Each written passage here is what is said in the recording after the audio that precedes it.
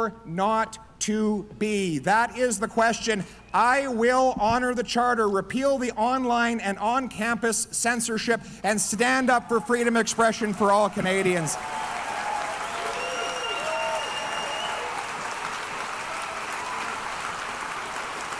Absolutely. Freedom.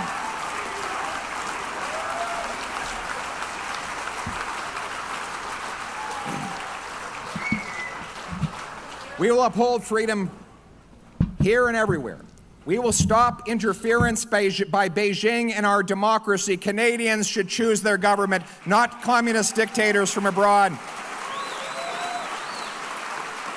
We'll bring in a foreign influence registry to track and expose any who are paid by foreign dictators to influence and manipulate our politics. We will ban all of my ministers and top government officials from any involvement in the World Economic Forum.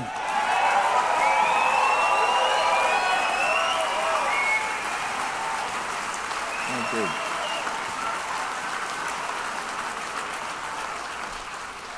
There will be no more mandates, no central bank digital currency, no mandated digital ID. And we will recognize once and for all that parents come first in raising our children. Their values should come before the government's imposition.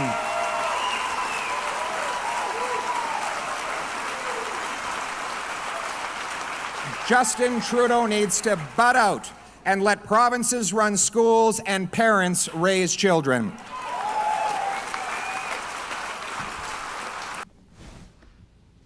Well, Sheila, so much to unpack there, but the first thing is, I'm really picking up a Clark Kent Superman vibe there. Glasses. I didn't recognize that was Pierre at the beginning without those glasses on. That's so ubiquitous with him. Is this part of a reimagining of Pierre Poilievre? Is he dumping the glasses? Is he wearing contacts for some reason? Because, wow, it was like I said, Clark Kent to Superman there. It's rodeo week, though. Yeah, well, you can't wear glasses and be a cowboy? Well, you can't be a nerd at the rodeo, but... Wait, what are you saying? I'm just... You felt what happened to nerds when they go to the rodeo, didn't you? Nothing he said there is even remotely controversial, though. No. You know, and he's saying it on safe territory. It's Calgary, where, you know, conservatism reigns supreme, at least for now. But it was the first time that we heard him say anything about parents' rights. And that is a shot across the bow of Calgary Mayor Jyoti Gondek in her city, because she's the mayor of bubble zone legislation against drag queen story hours at city-run facilities. She's the mayor who's advocating and who pushed the police in the direction of arresting Pastor Derek Reimer for protesting outside of libraries. Unbelievable. So, you know, that was meant for Jyoti Gondek. It's a shame this is the first time we're hearing about this from Pierre Poilievre, because parents' rights under Stephen Harper were central to Conservative Party policy. They were central to his tax policy, too. Income splitting, letting families know that they know what's best for their family. They can make the decisions. They can spend the money instead of the federal government spending it on families' behalfs. Maybe he's coming around to that way of thinking. It's a shame it took this long, but I guess we got to start somewhere. Well, you know what? Could be the election's a good 2 years away, Sheila. Yeah. And that is a super eternity in terms of politics. But, you know how he will be characterized in the government-funded progressive so-called he's press. A transphobe now. Exactly. Yeah. He's anti-LGBT. He's anti-transgender. I mean, I was mentioning very powerful ad. I don't know if our super producers can dredge it up. Of I think it's a group called Mums for DeSantis, and it's the narration is by Mrs. DeSantis herself in Florida. Not a single word about gender identification or sexual orientation, just an expanded version of what Mr. Poilievre said. Keep your hands off the kids. And what do I see? It's being condemned as anti-LGBT, right? And you know what's interesting, Sheila? I love this. Florida, home to the Don't Say Gay and Don't Say Trans agenda. Well, Who said that? First of all, there was never anything about that Don't Say Gay, but they've gotten away with that. So let's just keep lying. Yeah, so let's add Don't Say Trans. It's like, the pride flag. Right. They have the triangle, which I cannot mention, and then the little purple flurple for the intersex people. I don't know what it's going to... What do you think next year's model is going to look like? I say we put an imprint of the kitchen sink on it. I've got to take a Gravol when I look at it because I don't know where to look, and it makes my eye jot all over the place, and I get vertigo and car sick. It's just so busy and distracting. Yeah, I know, and the original flag, and I belong to the design school of less is more, Sheila, whether it's engineering, whether it's graphic arts. I gotta say, the original rainbow flag is a perfect design. It's like 7 solid, equal size, multicolored bars. But once they started monkeying around with it and adding brown and black for brown people and black people, but wait a minute, what does race have to do with... Right. Never mind, keep going. So the point is that LGBT flag already included everybody. The T in LGBT is for transgender, so why do they need their own special triangle with pink and baby blue and white in it? It does not compute. But in any event, Poilievre will be skewered for that as being a hater and a bigot and a transphobe. And all he's saying is that he subscribes to age appropriateness. And letting parents decide. Since when are parents' rights a controversial thing? Yeah, apparently now. But in these days, it all started, David, when they sort of crammed that it takes a village to raise a child nonsense down our face. No. It absolutely does not. Yeah. I don't want the village their idiots anywhere near my kids. But once people said, yeah, actually, I need help from all these other people, you're inviting input from those people. And here we are. Now it's a controversial thing for me to say, you know what, I'll decide. Absolutely, Sheila. I mean, this whole it takes a village. How about a mother and a father? Yeah. Or am I being offensive to a certain group of unhinged individuals? You know what? Let's go. That's a great segue. Before you go that way, you mentioned village idiots. Yeah. Just to show you how woke Toronto is, and I'm going back 4 or 5 years ago, we had a downtown restaurant called the Village Idiot. Yeah. They got one complaint. This is how it works, folks. From a village idiot. I love when they self-identify. And you know what it's called now? The Village Genius, which makes no sense. Anyways, go ahead.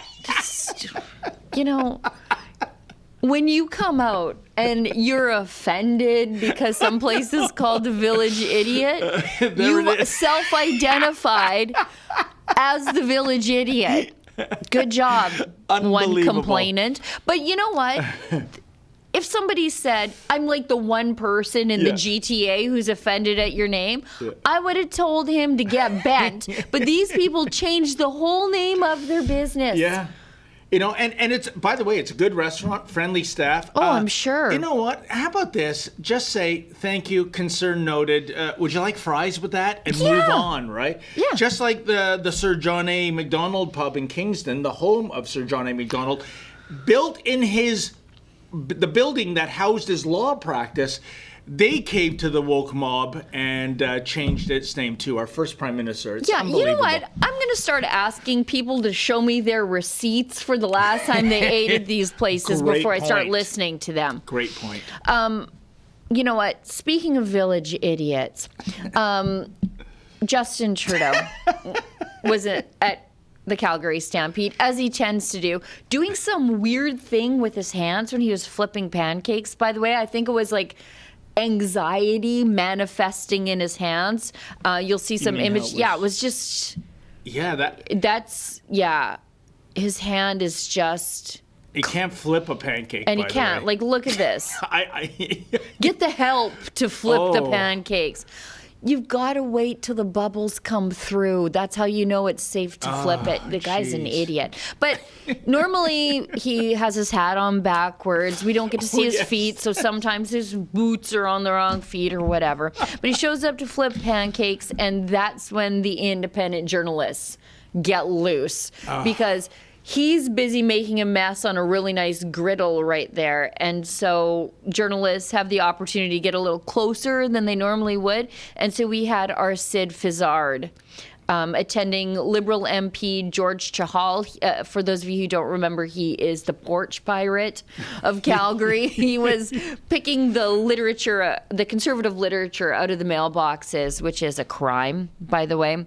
During the last election, he didn't really get in trouble. He was like, I think it had a spelling mistake. I'm doing the Lord's work picking it out or some stupid stuff like that. Unbelievable. But anyways, there were arrests at last year's George Chahal pancake event because you arrest prickly critics in Calgary. And so we had Sid there just in case something else went down. So he was able to at least put some questions to the Prime Minister. I'm not sure we got an answer, though. It is truly a privilege and an honor to be here today with you all to celebrate Stampede, but also celebrate the extraordinary impacts on the larger community that the Omadia community continually has. Your message of love for all, hatred for none is a message the world is in dire need of right now. And everything you do to reach out across communities, to build hope and positivity is incredibly touching. Prime Minister Trudeau, do you love the unvaccinated as well? They're still dying.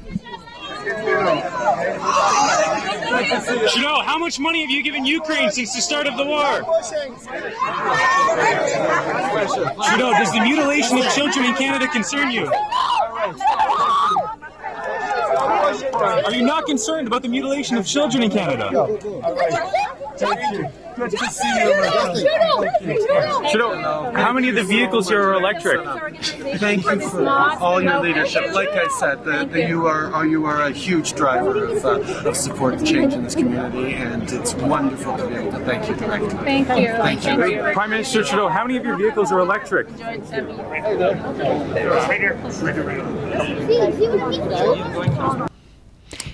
That's what a I love, fun Sheila? question, by the way, Oh, because yes. the Premier, when she met with him, he was talking about net zero. And the Premier, right to his face, is like, yeah, we're not going to do that. No. Yeah, we're not Doug Ford teaming up with you and putting out I think billions. Olivia dug it up. But Yeah. so that question about like how many of your vehicles in your convoy are electric, that's a great question. I pull that data all the time to see if it changes. But yeah, she met with him. She's being the boss man here, and she basically told him, your net zero stuff, no. Yeah. And, these vehicles exist, Sheila. I guess. Wouldn't you think to, carry through the virtue signaling, you would have EV vehicles or plug-in hybrids or merely hybrids? But no, it's the polar opposite. It is 8-cylinder fossil fuel, typically supersized Chevy Suburban SUVs, and they idle them all right? day. Because when Trudeau with his Armani-clad buttocks gets into the leather seat, it's got to be perfectly room temperature. But you know what? What kills me, speaking of all the SUVs and his entourage, Sheila, what I loved of that clip where the Royal Canadian mounted henchmen that guard him trying to blend in, they've got the cowboy hats, and yet they've got the same sunglasses, they've got the earpiece. I know. And it reminded, there was a Second City sketch. It was with Harold Ramis. He was an undercover Mountie, and he was dressed in a business suit, but he's still on his horse. Yeah, that's exactly what this is. Like, look at them. Look at those thugs, right? We all know you're cops. Well, and you know what? I'm not even going to say they're thugs, because some of them are pulled locally to protect the Prime Minister when he comes. But just wear your uniform. Actually, if you wore your uniform, people would be less inclined to approach the Prime Minister. That's a good point. Because you're in uniform and it's sort of a show of force. But Sheila, can somebody please buy Blackface a calendar where in the month of July at the Calgary Stampede, and he's going on about LGBT. I know. This was not a pride event. What in blue hell Do you know the what? rainbow unicorns have to do with the Stampede? There's a gay rodeo, by the way. Is there really? Yeah, of course there is. I think it's is it at Old? Anyways, doesn't matter. I'll get a letter. But there's a if the Olds rodeo isn't gay, I'm very sorry. But yeah, there's a gay rodeo. Like, nobody cares if you're gay in rodeo, by the way. Yeah. This is Justin Trudeau's bigotry of, like, I have to lecture these rodeo people about being tolerant. And that one question was great. You said you're all about tolerance and love. Do you love the unvaccinated now? Or do they still have to be cut away from society? Yeah. No answer to any of the questions. No, of course but not. why is this an issue? Especially almost 20 years after Brokeback Mountain? Did you ever see Brokeback Mountain? No, I didn't. I don't care. No, either did I. I just didn't want to watch a Western where the good guys get it in the end. Stop Anyway. it, David. Stop. Gosh. It's a good line. bad. But let's find that place where the gay rodeo is taking place. Yeah. Did the horses wear rainbows and stuff like that, or? No, it's just No? regular Okay. rodeo. But I don't they're- know why they're self-segregating because the rest of us don't care. And by the way, do you know how the world has changed since Brokeback Mountain came out? I'm not making a joke here, Sheila. I heard an interview with one of the stars there. I can't remember his name, unfortunately. But he said today if they made that movie, they couldn't have two straight actors play gay That's actors. right, yeah. Hollywood would demand that it would be gay actors. There's no meritocracy anymore, even in acting, apparently, even though that was a positive, I would think, LGBTQ message. But it's now gender politics rules everything. So there you go. It's Strathmore, I think. Strathmore? Maybe. Oh, no. I'm going to get letters from people from Strathmore. You should know Yes, this. no, it is Strathmore. I remember now because Derek Fildebrandt went to it one time. Anyways, this year it's moved from Strathmore to Stampede Park, or it was. Anyway, it's there's a whole gay rodeo association. Rodeo doesn't care if you're gay. Only Justin Trudeau apparently cares if you're gay. But we should move on to everybody getting up in arms, because apparently if you are the premier of a province and you're attending an event where there's upwards of 100,000 people who attend every day, you need to make sure that all of those 100,000 people are wearing T-shirts that are approved of by the CBC. So Alberta's Premier Daniel Smith wore this shirt. I'm squinting to see it. It says, "Imagine being a young queer person," the tweet says, "in Alberta and seeing your Premier, Alberta Daniel Smith, supporting stuff like this." Okay, I'm not sure she's supporting this. She's just at an event with a guy who's wearing the shirt. She's not wearing the shirt. If you look at the shirt, though, it states a biological, however inconvenient for the other side, fact. It says, "Thank a straight person today for your existence. Straight pride." Yeah. What's wrong with that? What's wrong with that? I mean, if we're all about diversity, equity, inclusion, does that mean excluding more than 98% of the residents of planet Earth, Sheila? Everybody on planet Earth right now is the product of biological reproduction between a female gamete and a male gamete. That's how it works. Yep. That's how we all came to be until we're just photosynthesized in a lab, which I think at It's this coming. point we have coming. We have coming, and we might deserve it. Well, you might be right. But and by the way, that is the correct term. Straight, that's fine. Heterosexual, that's fine. You know what's offside? Cisgender. To me, that sounds too much like sissy, and that's not why they do it, though. So please park that I mean, the first time you ever heard that term, cisgender. I had to Google it. Yeah, what the hell are they talking about? So this is a community that goes out of their minds if you misgender them or use the wrong pronoun. So I'm going to tell you right now, stop with the cisgender. We hate it as straight heterosexual people, that is. If you use that on me in public, I'm going to put you on blast. It's the othering, right? Like, so you have to make everything weird. Yeah. So that nothing is weird. Now I get it. It's like when you're in a room when everybody's loud, the whole room is loud, even the quiet person, right? That's what's happening here. So if they're doing weird things and they have weird prefixes to describe their sexual proclivities for some reason, like we all need to know, then we have to give one to the normal people too, so that now normal is also othered and in this strange mess. Yeah, but this is a terrible example, again, I think, Sheila, of the suppression of freedom of speech. And we did a story earlier where we went up to Stephen Lewis Secondary School in Thornhill, just north of Toronto. And according to the kids there, if you wear a shirt saying there are only two genders, you're either going to get a detention or a suspension. Meanwhile, a teacher allegedly showed trans porn in his humanities class. Is it humanities or inhumanities class? And that resulted in some kids leaving the room. I guess those are haters and bigots and transphobes, but we're still trying to get to the bottom of that story. Do you find the world's upside down sometimes, Sheila? Yes. It's complete inversion. Yeah. Good is bad. Gross is now palatable. Yep. Weird is celebrated as beauty. Mm-hmm. Ugliness is beauty now. Yeah. I know we're late for an ad break, Olivia. I'm sorry. But I was watching this Tucker Carlson clip. He was talking with that British guy with the long hair.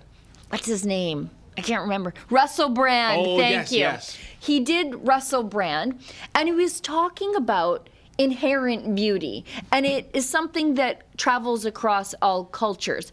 What a culture will create as beauty might be different than what I might, but you recognize it as beauty when you see it. Yeah. It's undeniable. Like Tucker's example was he could go see a Shinto temple in Japan, and while he is from like the northeast of the United States, he would recognize it instantly as beautiful. Oh, cool. And he said that because things used to be built by people who liked people. So you could go see like a village council house in the UK, and it might be a couple hundred years old and built by a craftsman who had just hand tools, but you could recognize it as beautiful and made by someone who loved the people around him. And he said, now look at government buildings. You know, great line. And he's like, they clearly don't like people. And that got me thinking about the inversion of beauty. It's a hate of humanity.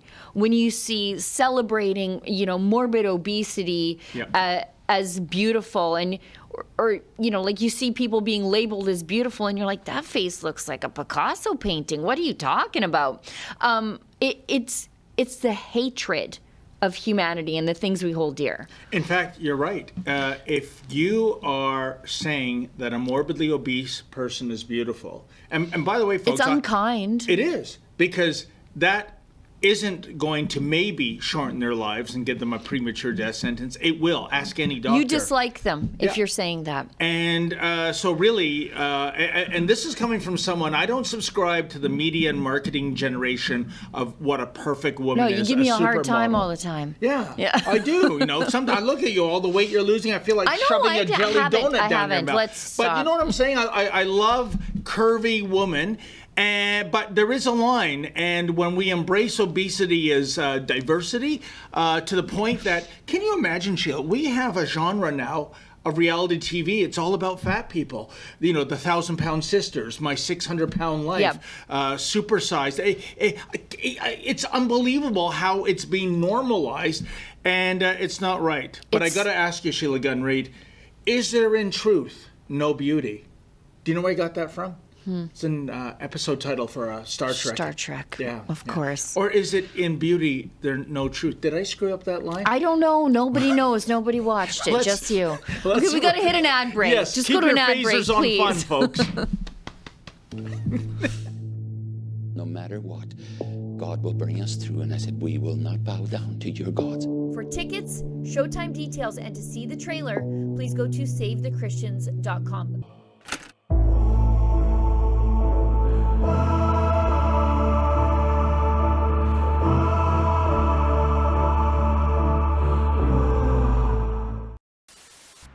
In a world plagued by conformity, where truth is distorted, freedom is a distant memory, and Big Brother is always watching.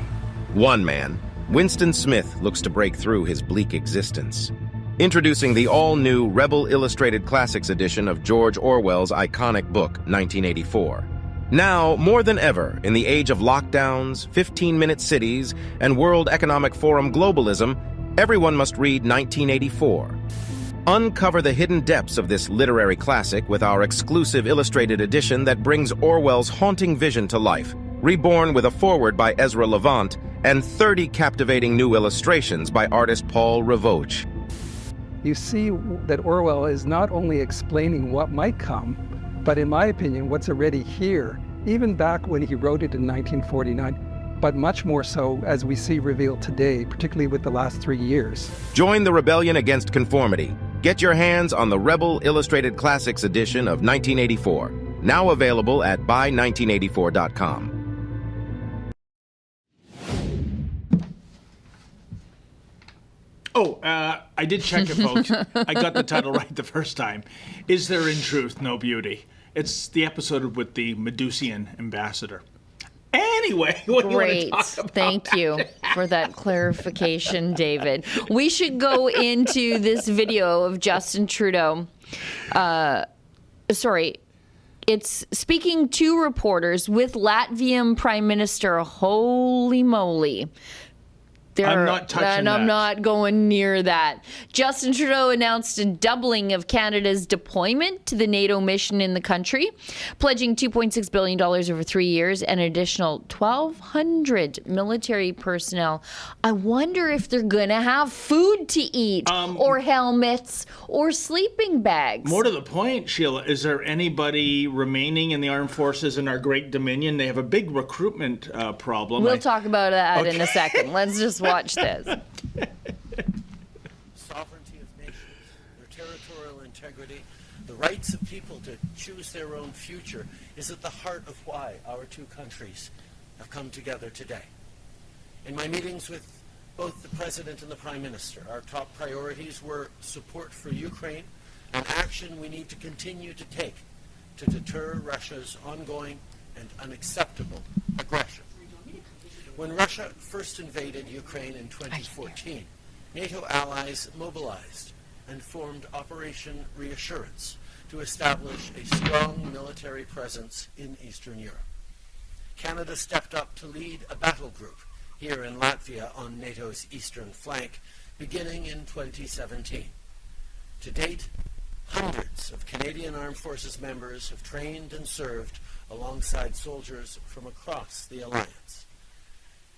Today, I am announcing that we are going to more than double our presence, deploying up to an additional 1,200 members of the Canadian Armed Forces to serve and defend democracy and the rule of law. These additional personnel will reinforce and enhance our land, maritime, and air capabilities and support special operations in Central and Eastern Europe. This is part of a $2.6 billion investment we are announcing today, which also includes the purchase of critical weapons systems and support for intelligence. Okay, great. And Who gets the role, Sheila, of coming up with the names of these operations? This one's Operation Reassurance. Does blackface reassure you about anything on this one? Yeah, I would think it should be more either cheeky or frightening. Yeah. But reassurance, like, Yeah, we got your back. I don't think of like that as like a military operation. Like, Operation Chin Up, Tiger. Like, what the heck? But, okay, so we're promising a bunch of money. But, like, a month ago, it was announced that we don't have enough military gear for the soldiers who are deployed, that they are buying their own helmets. That's shocking. They've been buying their own modern ballistic helmets equipped with built-in hearing protection that doubles as a headset. So they don't have the equipment that our NATO partners have. We just have the old brain buckets. We don't have the nice stuff. And they said, given that they're taking part of live fire training exercises, this stuff is essential for them. They've also purchased their own rain gear and vests. What are they wearing over there? Garbage bags? We sent them with garbage bags. And belts to carry water and ammunition. Unbelievable. And also, there's this drive to push women into the military, even though it's not a traditional, it's not a pink job. There are pink jobs and blue jobs. I don't want to be a garbage man, right? But they're deploying these women in ballistics kits that don't fit us because our bodies are different, putting these women at jeopardy. And so they're buying their own equipment too. And so we can't equip the soldiers that we have, but we're like, we're gonna send 1,200 more ill-equipped soldiers there. What's next, Sheila? They give out the marching orders and go, hey, guys, any of you play pickup hockey? Oh, you do? Okay, can you bring your CCM hockey helmet? Because, we don't have military helmets for you. And what I alluded to before the clip, an additional 1,200 soldiers. We have a big recruitment problem going on. Who's left to guard our boundaries? I think we're in a position where we might be ripe for the taking by Costa Rica. And that's saying something, Sheila Gunn-Reid, because Costa Rica does not have an army, an air force, nor a navy. But I think we're ripe for the picking. I'm willing to hear what Costa Rica's offering before I turn them down right away. But it's worse than just deploying soldiers we don't have because we have a recruitment problem. We need to talk about, as the Liberals say, the root causes of that recruitment problem, and that is a completely woke leadership. Leadership and chain of command that I would suggest betrayed their military underlings, for lack of a better phrase. I've seen numbers, and in speaking to the lawyer representing a lot of these former and active CAF, 10% of the active force has left or will leave or is quietly quitting or was forced out because of the vaccine mandates. There's that? So a lot of them are just quiet quitting, as they say, saying, you know what, I feel utterly betrayed by the chain of command. I cannot serve in this military. There are other objectors that were forced out. There are ones that took the jab and said, I'm out. You did this to me, I'm gone. And then there are the vaccine injured because the military was inoculated with Moderna. And Moderna is not advised for young men. And guess who the entire military is? It's young men. And so because of that, their vaccine injuries are manifesting at an even greater rate than the general population. What happened to the military under COVID is an atrocity, and it is absolutely no wonder they have a tough time recruiting people. 100%. And Sheila, there's another component to that, and I know this from some soldiers I've spoken to. It is the utter wokeness in the Canadian Armed Forces. The hair standards. My daughter quit cadets because of the wokeness. We want a trans-friendly military that gets away from toxic masculinity. Toxic masculinity? You should be thanking God that some 80 years ago in the Second World War, there was ample toxic masculinity. That's what brought the Nazis down. I mean, do you even know what business you're in? It's the army. It's all about toxic Wars masculinity. are won on toxic masculinity. Not rainbow unicorns having a tea party out on the front lines. It's just again, like I said, I'm willing to hear what Costa Rica's offering before I turn down any offers from them. Well, there you go. If anyone's from Costa Rica, please drop your terms of surrender, and Sheila Gunn Reid will go over it with Sheila a at rebelnews.com. I'm taking proposals. We should move ahead because I think this is in the subject line or the headline of the YouTube video. If it's not, I'm sorry, but it's still an important story that we should get to. Pro-Beijing groups claim credit for helping Olivia Chow, Toronto's new mayor, win Toronto mayoralty. Yeah. She says, I didn't know, but thanks. Yeah. This is a tragedy. And you know what, Sheila, like all Rebel News reporters, I think we're kind of like the umpire behind home plate.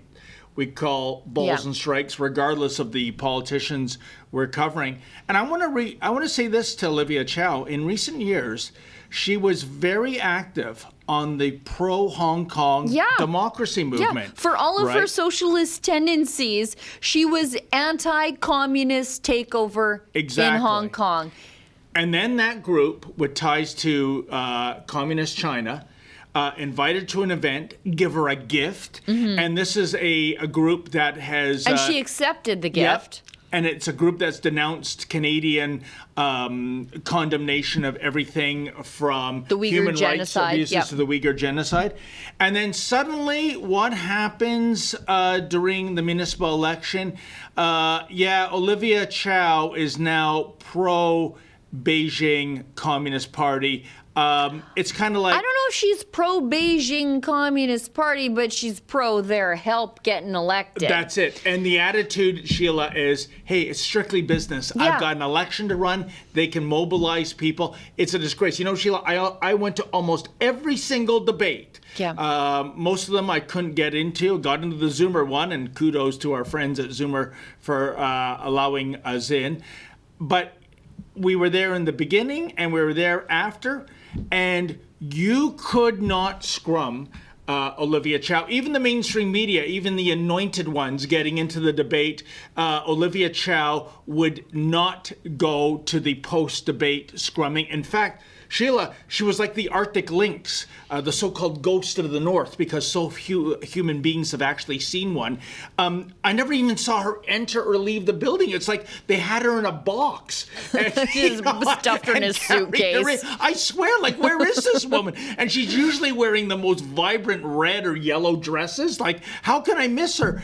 And it's very CCP signaling, by the way. Yeah, that's true. I never thought about that. Holy subliminal advertising. Throw some stars on there. But it was like the Joe Biden campaign blueprint. Stay in the basement for the election campaign. In your social distancing circle. And you know what? It worked for her. And all the unions coming to campaign for her, and name recognition. Oh, John Tory, you have really dropped a bomb on this city, because the next 3 years under Comrade Chow, Sheila, listen, prove me wrong, Olivia, prove me wrong, but I think we're going to see safe injection sites, homeless encampments in parks, defunding the police. It's going to be Portland North. This is a tragedy in the making. You know, that's a good segue into the next thing we should talk about.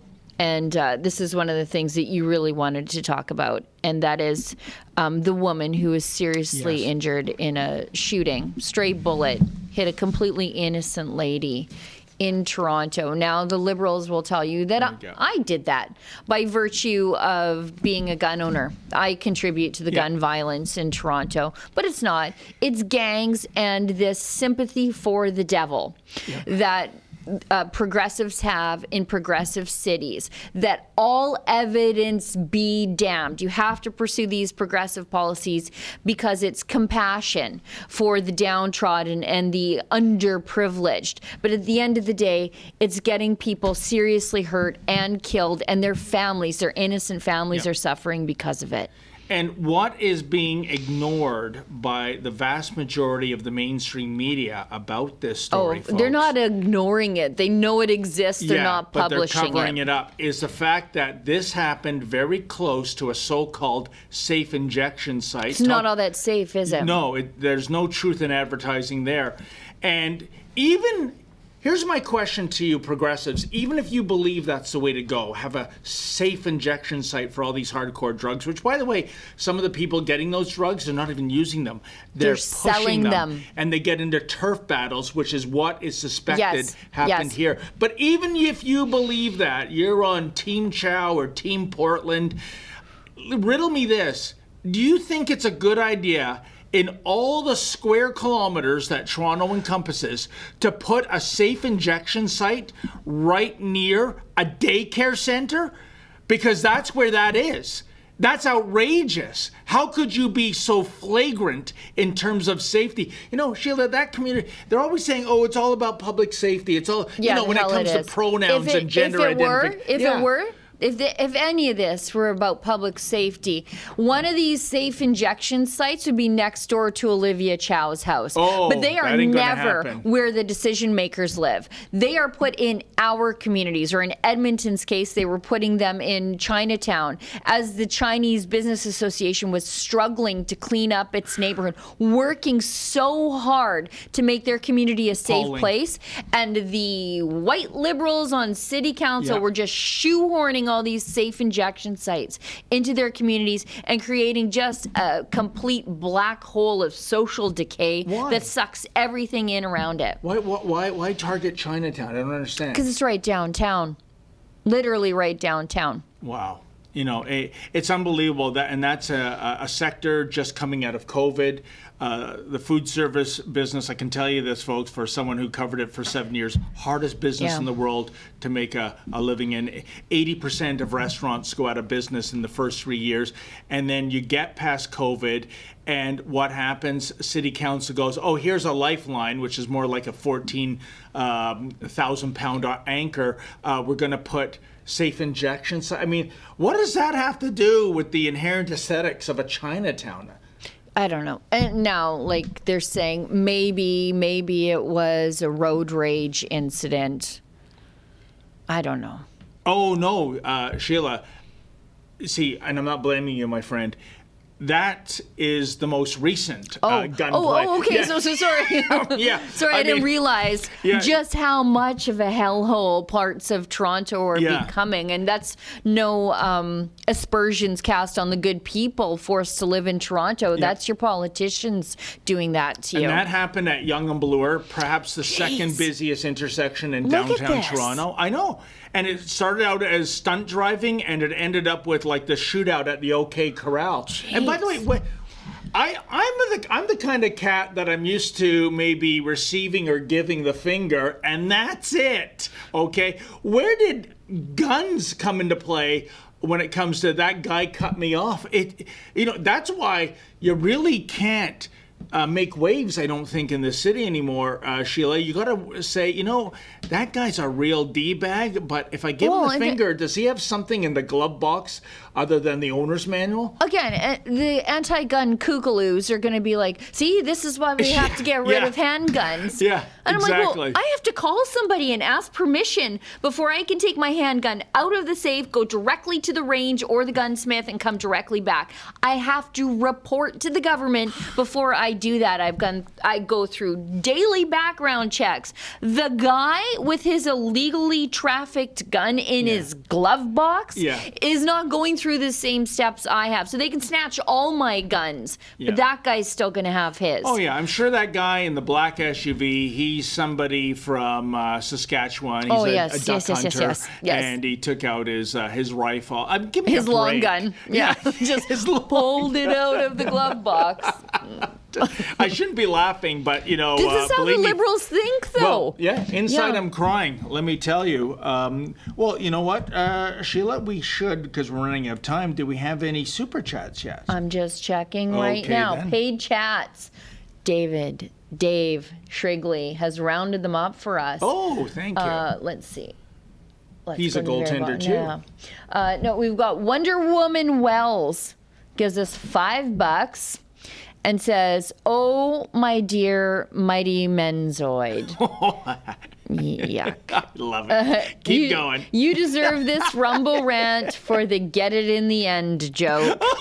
LOL. You know, you might have to send him more money because you might end up unemployed over that joke. Again, that is my favorite name of all our audience, at least the female side, Sheila, because Wonder Woman, hey, that's got to be the sexiest superheroine in the DC universe. Well, I know there's an argument for Power Girl, but she might be a little over the top, no pun intended. And of course, Wells, I think of Dawn Wells. And the correct answer, folks, Marianne or Ginger, it's Marianne. I'm telling you. Really? You know what? It's one of the... I was just speaking to somebody the other day about this. You ask women that question, what would a man go for, Ginger or Marianne? 9 out of 10 women say Ginger, like that. Yeah. 9 out of 10 men say Marianne. And we think you're lying to us when you say Marianne. No. Because we feel like you're trying to spare our feelings by picking the girl next door. You know Ginger is high maintenance. Oh, okay? for sure. You know she Marianne would clean out your bank account so fast. She would throw out all your clothes and dress you in her clothes. You'd have a house full of little mop dogs, for sure. And Marianne, there's something... I can't say it on the live stream. Don't say it. There are many things you say on the live stream you should not. Unlike Ginger, you know Marianne can cook a delicious dinner for you. You just know it. Whereas Ginger, she would complain about, having to call Uber Eats. So. Well, that's the thing. I feel like one of them would probably be a good mother to your children, and the other one just has dogs. Well, there you go. And if you're a man out there watching and you're getting these Gilligan's Island references, if you are a fan of Ginger over Marianne, please explain why. Of course, the real smart choice of all is Mrs. Howell. She is a multimillionaire. Right. So maybe I might You're going to take the Anna Nicole route. You know exactly what I'm talking about, David. Unbelievable. While we wait for maybe a couple more rants to come in, we've got actually a little bit more time. I want to touch on this one because it is so careful what you wish for, jerks, because you just might get it. Blacklock's reporter reported it last Friday, but we never got around to talking about it, and I love it. So as it would turn out, the Liberals who are currently fighting with Facebook because Facebook says, you're going to extort us, are you? Well, then we're just not going to allow sharing of Canadian news to our platform. There are Liberal MPs who hold Facebook stock who are probably like, stop it, Justin. Beautiful. Stop it. You're hurting our portfolios. So 2 Liberal MPs held shares in Facebook. These guys. Even as Cabinet vowed to lead a national advertising boycott against the company, neither MP commented after Cabinet said it was doing our part to cut dealings with Facebook. They're treating Facebook, by the way, like it's Russia. Like they are. They're like, we're not going to do any dealings with them because this is a democracy. Well, I guess in that vein, the mainstream media is Ukraine. We're giving hundreds of millions of dollars to prop up and your I'm just failing like, can I just get a Nokian tire without having to wait 6 months? Which literally happened to me. The Russian boycott made it nearly impossible for me to get an extra tire for my Jeep. I almost had to get 4 new tires. It was just terrible. I was like, you sure showed Russia by inconveniencing me for 6 months. Now I need a wheel alignment. I just put 4 new summer radios on the Menzoid Mobile, the urban truck. So the no urban problem. truck or the green gremlin or whatever it is? Not the green goblin, the gremlin. No. The gremlin. The gargoyle. AMC is long gone. By the way, these MPs that were involved in this, it's the recidivist house flipper, Talib Noor Mohammed of Vancouver Granville. This guy doesn't have a single thing that he's not conflicted on. Have you noticed that? He's voting on house flipper legislation. He's the house flipper. They're voting on Facebook stock. Like they're fighting with Facebook and he owns Facebook stock. Like the guy is just... in everything, and James Maloney from Etobicoke Lakeshore. They had an undisclosed number of shares in Meta Platforms, Inc., the parent company of Facebook. Meta reported $116.6 billion, more than a lot of countries, in revenue last year, according to a shareholders report. So, look at this. Chronic house flipper Noor Mohammed had stock holdings in 77 companies. Well, he's got a diverse portfolio. That's good. So he'll be conflicted on a great number of things, I think, including Amazon, Microsoft, Twitter. That's nice. And PayPal and Walt Disney. So he runs the gamut from woke to free speech companies. I can't wait for them to fight with Twitter now. Wait, whoa. Did you say Walt Disney? What did he think about Chrystia Freeland advocating canceling the Disney Plus subscription? It never ends with these people, right? He must be having a conniption right now. I know we're a little bit over, but didn't Chrystia Freeland say, I was traveling. Yes. I think she said something real stupid at a grocery store the other day. I forget what it was. It was Think like a of how many high-end... hot dogs you can buy? Yeah, think of how many hot dogs. Did we talk about that? You know, I don't think we did. What happened there, Sheila? This You was think about the Chrystia grocery Freeland's eating rebate. hot dogs, by the way? Let's see if we can find that. Sorry, Olivia, to put you on the spot like that. Well, but yeah, here's the deal. First of all, Rabba, nothing against Rabba. I like Rabba, but it's a glorified convenience store. I was going to say, is it fancy? Because we don't have that in Alberta. You would be paying high prices, which, Sheila Gunn-Reid, is the reason why Chrystia Freeland's staffers, before the photo op, removed the prices from all the produce behind her. So this is what you call in marketing a huge marketing fail. The message she wanted to convey was, look how much money we're giving you to buy you all these hundreds of hot dogs. But what is the takeaway? Hey, wait a minute. Why did her staffers remove all the prices? This looks like no Rabba I've ever been to. Stupid dress again. Yeah. Well, at least she's standing, so we don't have to, It's this dress. She has it in all the colors. Stop it, Chrystia. And her pearls and that shift dress. Ooh, there's a punchline just dangling over home David, plate. no. Do we have a clip of her saying that? I think actually Canada Proud might have clipped the video. That's where I think I saw it.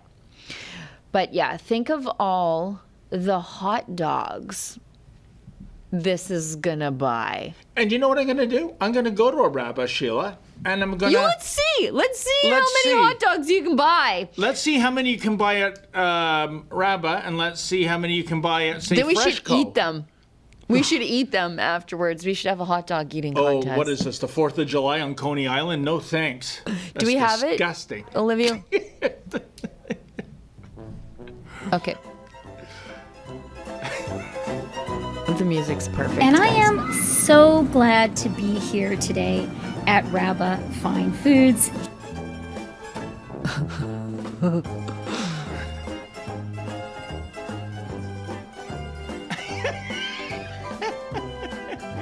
And I am so glad to be here today at Rabba Fine Foods. So I am here at Rabba, and there are no price tags on these shelves.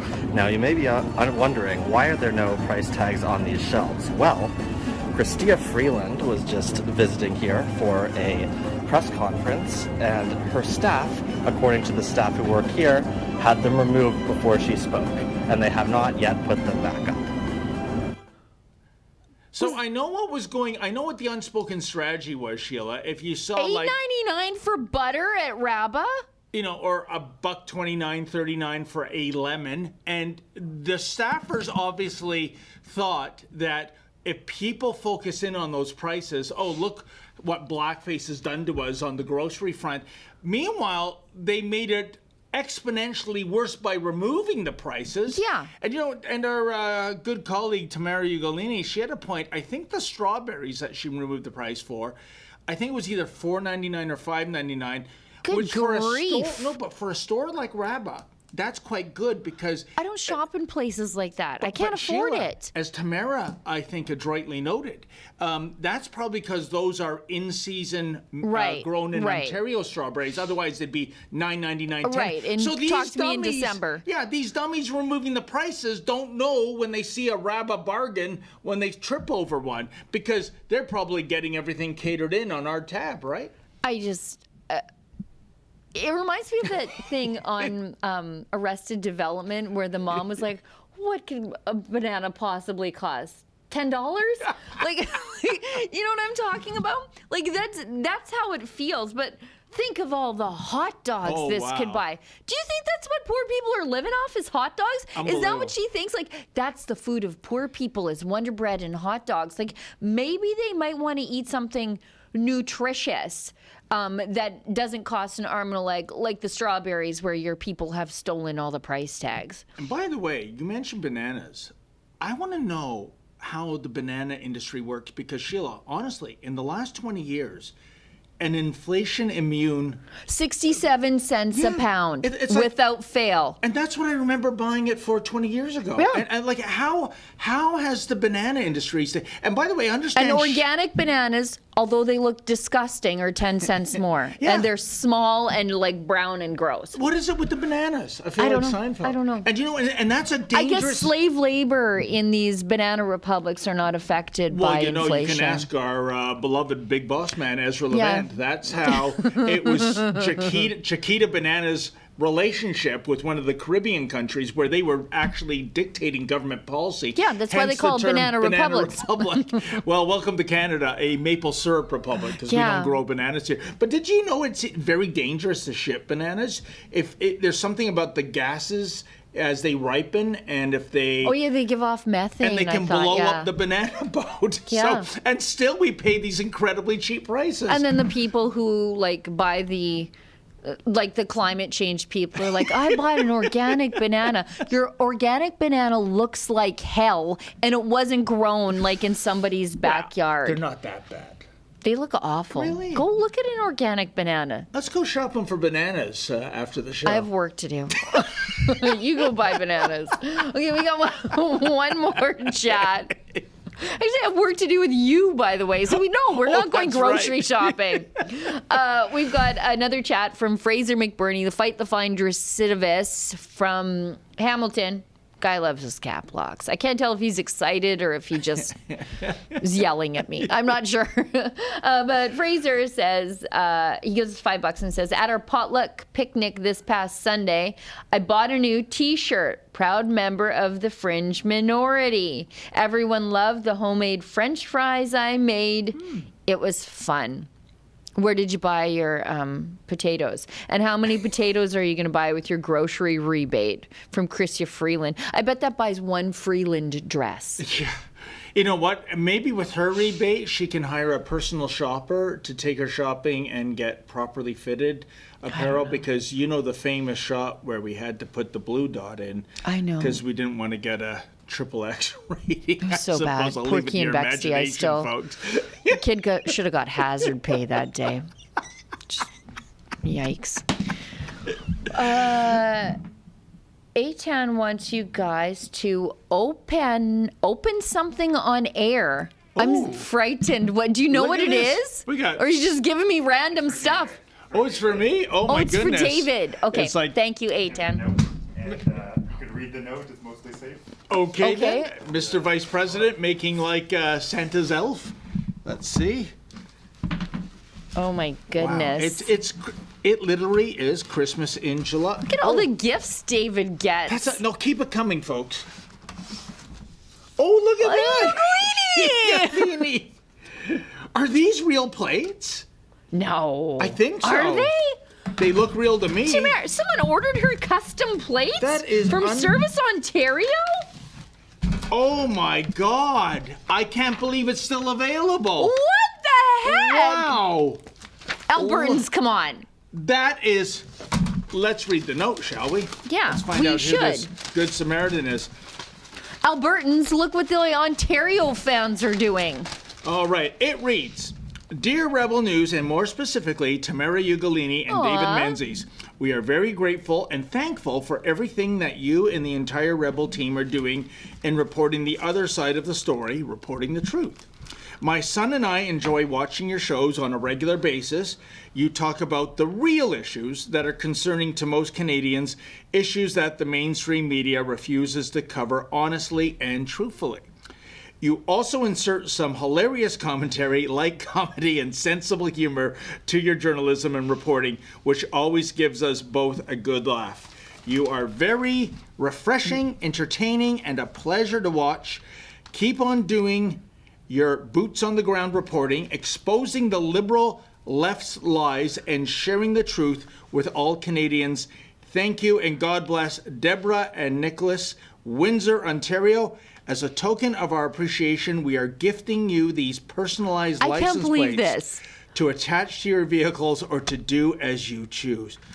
That is just so unbelievable. nice. You know what, Deborah and Nicholas, if you can reach out to me, my sons now live in Windsor, and I would love to take you out for a lunch, a coffee, what have you. In fact, I think this weekend there's a big Impact Wrestling card in Windsor. So, dang it, David. Yeah. I'm traveling. I would have loved to have come to that. Well, there you go. You know, Deborah and Nicholas, thank you so much. That's so nice. That's both. I think these are real, aren't they? Yeah, they are. Although I'm surprised that you're like, I can't believe it's still available. Who else would have that, David? So how does it work if I put this on my truck now? Yeah, and then you just register it to your vehicle. And I have to do all that? You have to, you just can't Stand in line. slap it on and go. Wait a minute, what kind of gift is this? I've got to stand for 3 weeks in line at Service Ontario. Don't be an ingrate. You guys have to have front and back plates, don't you? Yes. Oh, we don't have that in Alberta. When did they change that? When I lived 10 there, years you had ago. front and... Yeah, you lived there a gazillion years ago. Wow. You had still a crank on the front of your car to start it when you were there. You know what I love about we're living in Alberta? In 1985, it was the Solicitor General, I think, or the Attorney General. I can't remember which one. He got caught using he was speeding, but he got caught with a radar detector. So what did he do? Made them legal. Made them legal. Overnight, all the stereo shops are selling radar detectors. I'm not mad. Unbelievable. This so is nice. a gift to treasure. My goodness. And Tamara's coming in right away. She should be here very, very soon. You know That's what? super nice. Isn't it amazing that these were available? Like, really? You can't get Batman. You think Ugolini is like, there's a lineup for like Ugolini 1, Ugolini 2. Ugolini Menzoid. Yeah. Thank you so much, That's guys. so nice. We have the best That's supporters unbelievable. ever. We got the plates, we got the wood etching. Good things come in 3. What are you going to give me today, Sheila Gunn Reid? Yeah, I'm going to give you a piece of my mind. No, you guys are being showered with gifts in the office, and I'm just like, I hope the Amazon man comes today so I have somebody to talk to when I'm at home. This is unbelievable. I'm blown away.